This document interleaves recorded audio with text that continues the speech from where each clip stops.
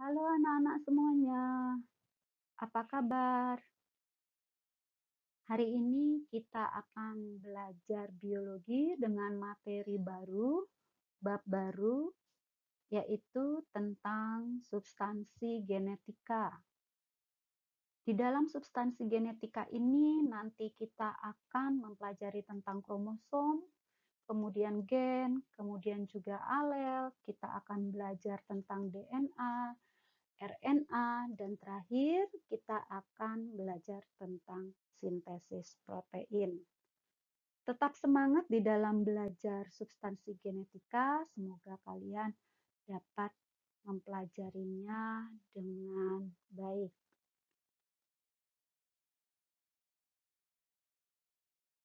Pertama-tama mari kita lihat tentang struktur kromosom.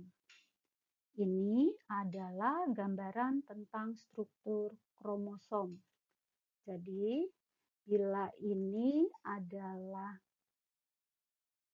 DNA, benang-benang DNA ini, atau ini gambar yang saya tunjukkan.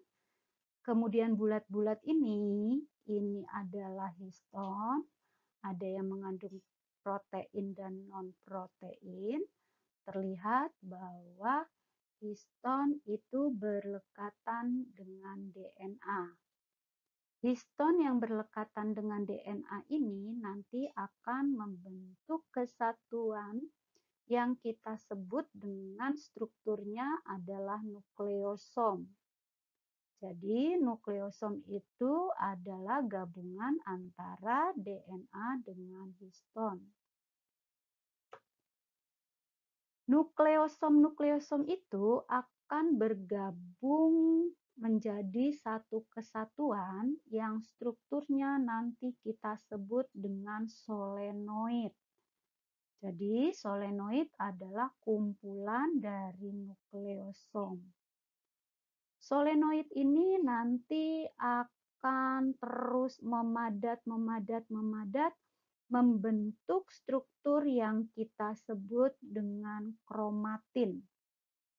Kromatin ini juga akan terus semakin memadat, kemudian akan membentuk lengan yang kita sebut dengan kromatid. Jadi yang saya tunjuk ini adalah lengan yang kita sebut dengan kromatid. Kromatid nanti akan membentuk pasangannya. Pasangannya ini dia yang ada di hadapannya. Jadi kalau kromatid sudah membentuk pasangannya, maka kita akan menyebutnya kesatuan ini adalah kromosom. Jadi kalau kromosom sebuah lengannya kita sebut dengan kromatid.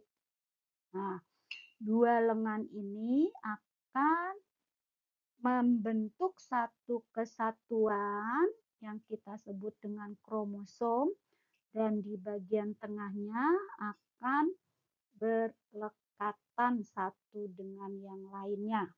Jadi itu adalah kromosom. Berdasarkan fungsinya, kromosom ada dua, satu kromosom tubuh atau autosom. Ini adalah kromosom yang bertanggung jawab atas sifat-sifat di sel tubuh kita. Jadi, sifat-sifat sel tubuh itu autosom, sedangkan kromosom yang kedua adalah kromosom seks atau gonosom. Ini yang bertanggung jawab terhadap kondisi dari kelamin seseorang atau yang menentukan apakah dia jantan atau betina ataukah nanti memiliki kromosom seksnya X atau kromosom seksnya Y.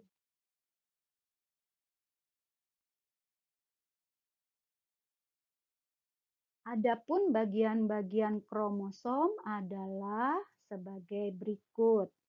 Jadi kalau ini adalah kromosom, kita lihat bagian ujungnya ini yang diberi dengan label A, ini punya nama sendiri yang kita sebut dengan telomer. Telomer ini berperan agar DNA yang ada di dalamnya ini tidak terurai. Nah, kemudian ini ada lekukan atau kontriksi. Ujung kromosom yang satu ternyata itu adalah bentukannya membulat. Jadi berbeda untuk yang A dengan yang C. Untuk ujung kromosom yang membulat itu kita sebut dengan istilahnya satelit. Dia dapat membentuk bulatan karena di dekatnya akan terdapat lekukan atau kontriksi. Sedangkan D ini adalah sentromer. Sentromer ini lekukan pada lengan ini atau nanti pada kromatid. Sentromer ini akan mengikat dua lengan, jadi lengan yang satu dengan yang lainnya itu akan berlekatan pada sentromer. Nanti juga dalam proses pembelahan sel, kita akan kenal benang-benang spindle. Jadi nanti peranannya sentromer akan terlihat sekali untuk tempat perlekatannya kromosom atau kromatid pada benang spindle. Kemudian yang E adalah lengan kromosom itu sendiri atau yang kita sebut nanti karena ini sebuah bagian itu adalah kromatid. Jadi ini adalah kromatid. Ada yang menyebut juga ini adalah kromonema. Jadi dia ini seperti bentukan filamen yang tipis dan akan tampak terlihat pada waktu proses pembelahan sel. Oke. Nah, sebenarnya di dalam kromatid ini atau di dalam kromonema ini sering tergambarkan di dalamnya ini titik-titik atau manik-manik.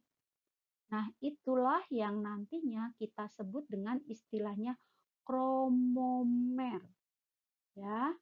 Jadi, manik-manik itu disebut dengan kromomer. Jadi, sebenarnya itu jelas terlihat ketika kromosom dengan DNA-nya ini yang telah direplikasi berulang kali tanpa ada pemisahan.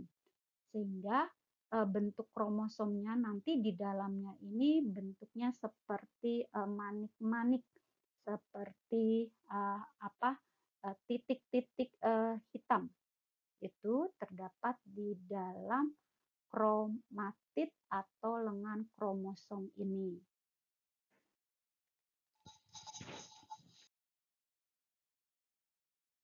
Berikutnya bentuk-bentuk kromosom. Bentuk kromosom kita jumpai ada 4. Untuk tipe yang pertama itu metasentrik. Pada metasentrik itu terlihat sentromer ini membagi kedua lengan itu sama panjang. Jadi kromatidnya akan sama panjang. Bentukan metasentrik. Sedangkan pada bentuk submetasentrik sentromernya ini pada satu lengannya dia tidak utuh, jadi agak sedikit memendek, ya. Jadi tidak membagi dua sama panjang, tapi sedikit memendek pada satu sisi.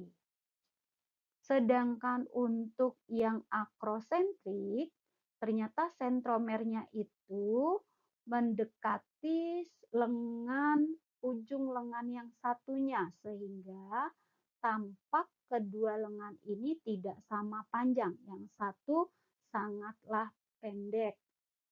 Jadi, tipe atau bentuk yang seperti ini adalah akrosentrik. Yang terakhir, ini bentuk kromosomnya adalah telosentrik. Di telosentrik, ternyata sentromer itu berada pada ujung lengan. Jadi seakan tampak lengannya hanya ada satu. Itu untuk tipe telosentrik. Bagaimana dengan jumlah kromosom? Jumlah kromosom itu untuk antar organisme berbeda-beda. Tapi bila organismenya sejenis, biasanya jumlah kromosomnya sama atau mirip. Pada sel tubuh atau sel somatik atau autosom, kromosom keadaannya selalu berpasangan atau kita sebut homolog atau diploid. Tapi pada sel kelamin atau sel gonosom, ternyata kromosom keadaannya tidak berpasangan. Jadi sendiri-sendiri. Keadaan yang seperti itu kita sebut dengan haploid. Bagaimanakah dengan formula kromosom manusia? Untuk yang laki-laki itu keadaannya, formulanya 22AA ini bila berpasangan penulisannya seperti ini. 22 double autosom karena ini menunjukkan adalah kromosom yang bertanggung jawab pada sel tubuh, jadi autosom. Sedangkan XY ini adalah kromosom yang bertanggung jawab terhadap sel kelamin, berarti ini sel gonosom. Atau kalau kita tidak mau menuliskan dalam bentuk berpasangan di autosom atau sel somatik atau sel tubuhnya, kita tuliskan dengan 44A saja tanpa double autosom dan XY. Untuk perempuan, adapun formulanya sama bila berpasangan pada kromosom tubuh atau autosom dituliskan 22AA, 22 double autosom, dan XY ini menunjukkan adalah sel gonosom atau sel kelamin. Atau kalau tidak dituliskan berpasangan, kita akan tulis 44A ditambah XX. Pada sel gonosom ini, nanti dalam perjalanannya pada proses pembelahan sel, maka akan dan juga pada proses pembentukan sel kelamin, XY dan XX ini nanti akan terurai. XY terurai menjadi X dan Y, sedangkan XX akan terurai menjadi X dan X. Maka keadaan dari gonosom ini adalah haploid. Dia tidak berpasangan.